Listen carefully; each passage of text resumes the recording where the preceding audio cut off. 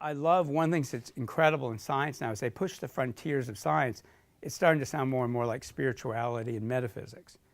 So now, I mean, well, starting last century, and people like Einstein and people in quantum physics started saying everything is energy. You know, this is energy.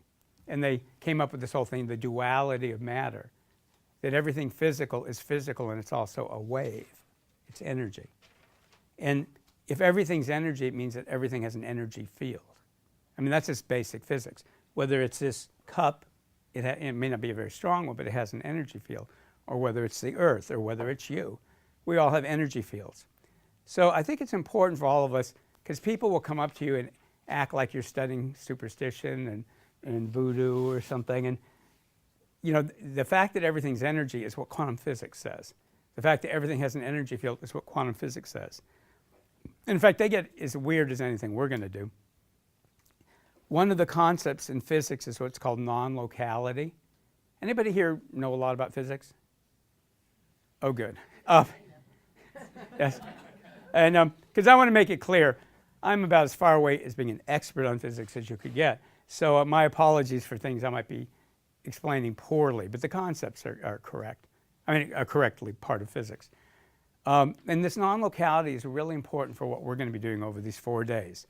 There are levels of energy where time and space break down and have no effect.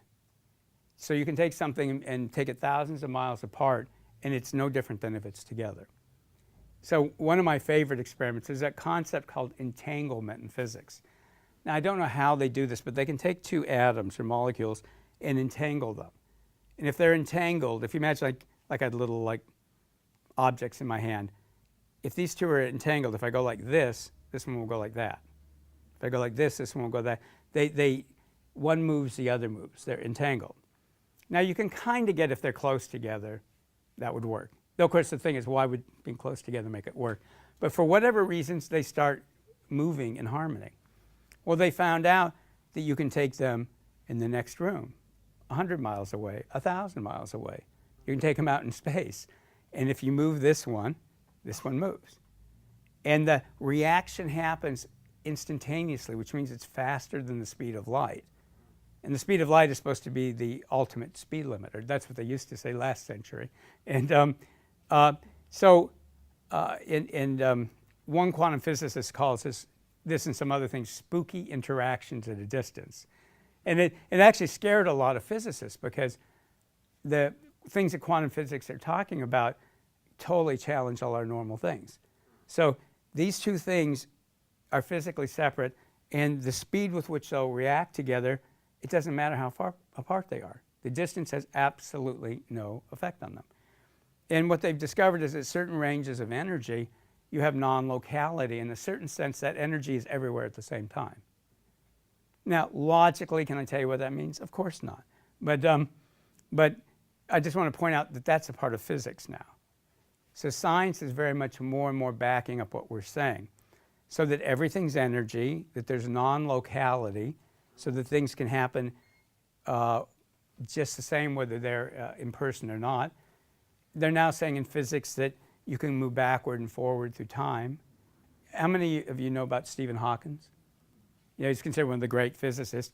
He's very explicit about that it's totally part of our universe that you can go backwards and forwards in time.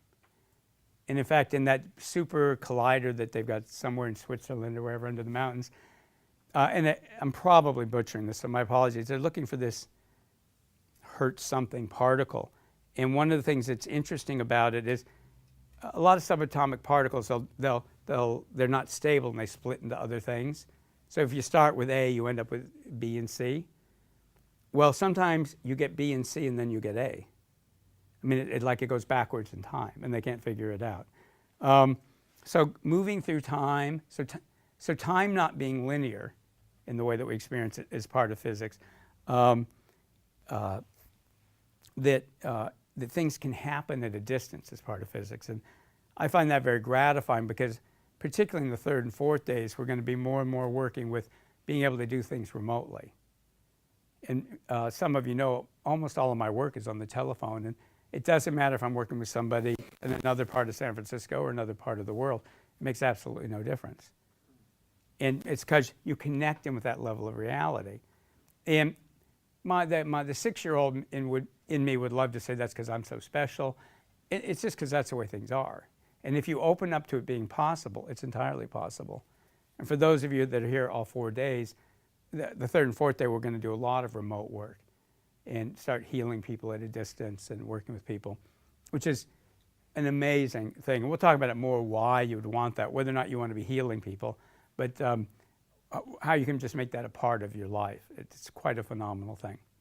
So one of the points in everything that I'm saying is that you will run into people all the time that will treat this like it's some kind of superstition. It's not superstition. Everything we're doing is scientific. Just because science can't explain everything we're doing doesn't make it unscientific. Science can't explain gravity. It's still scientific. In fact, one of the leading theories for gravity now is that we live in an 11-dimensional reality, and our universe is in certain dimensions, and there are other universes literally right next to us in other dimensions, and we can't interact with them because they're, who knows what a dimension is, but they're in other dimensions, and that gravity is the way it is because it leaks from one invisible universe to the other. And the weird thing is, mathematically, that actually totally works. Whether it's true or not, I don't know how they'll ever know. So we live in this mystical, amazing universe, even according to science now. We live in a universe where things can exist in more than one form and in more than one place at the same time. So we're going to be tapping into what now looks like more and more laws of physics that are also spiritual laws. And I think it's important for all of us to go, everything that we're doing is as scientific as anything else in the world. Science is just having trouble catching up with it.